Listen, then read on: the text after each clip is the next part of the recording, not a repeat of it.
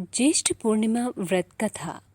हिंदू धर्म के अनुसार ज्येष्ठ मास के शुक्ल पक्ष की पूर्णिमा को विशेष महत्व दिया जाता है। ज्येष्ठ पूर्णिमा के दिन सुहागन स्त्रियों को वट वृक्ष की पूजा और ज्येष्ठ पूर्णिमा व्रत कथा सुनना कल्याणकारी होता है। आज के दिन एक बांस की टोकरी में 7 प्रकार के अनाज को कपड़े से ढककर रखना चाहिए।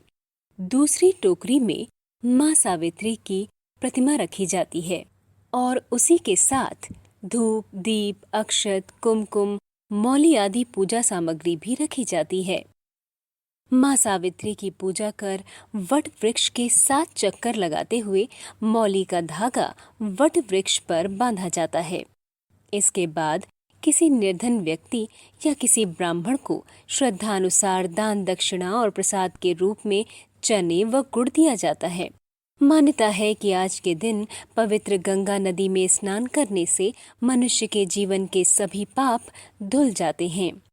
ज्येष्ठ पूर्णिमा को वट पूर्णिमा के नाम से भी जाना जाता है। इस दिन वट सावित्री के व्रत की तरह ही वट वृक्ष की पूजा की जाती है। आइए अब हम कथा का श्रवण करें। ज्येष्ठ पूर्णिमा व्रत कथा। पौराणिक व्रत कथा के अनुसार राजा अश्वपति के घर देवी सावित्री के अंश से एक पुत्री का जन्म हुआ, जिसका नाम महाराज ने सावित्री रखा। पुत्री युवावस्था को प्राप्त हुई देखकर राजा ने मंत्रियों से सलाह की।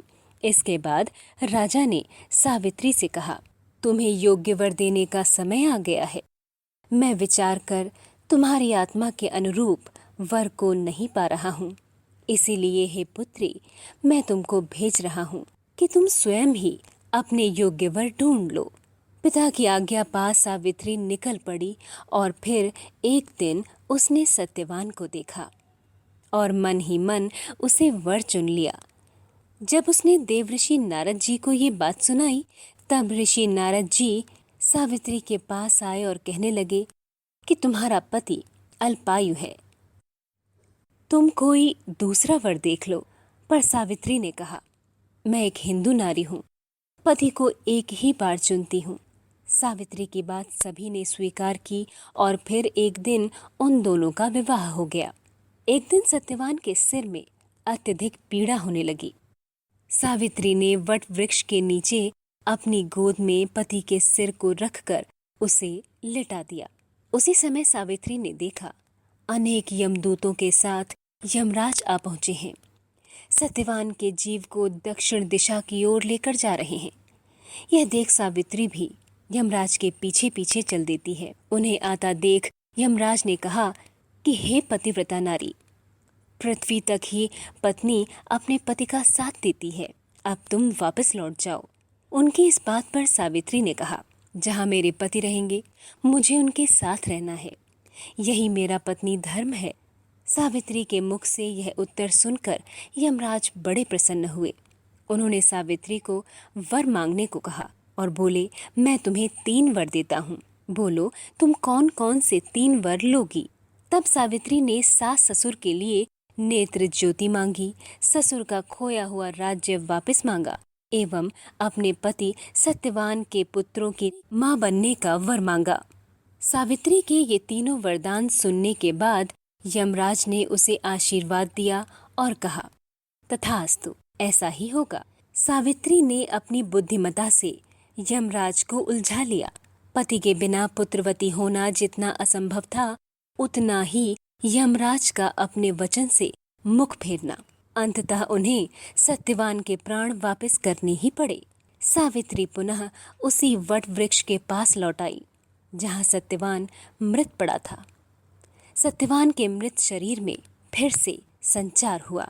इस प्रकार सावित्री ने अपने पति व्रता व्रत के प्रभाव से न केवल अपने पति को पुनः जीवित करवाया, बल्कि सास ससुर को नेत्र ज्योति प्रदान करते हुए उनके ससुर को खोया हुआ राज्य फिर दिलवाया।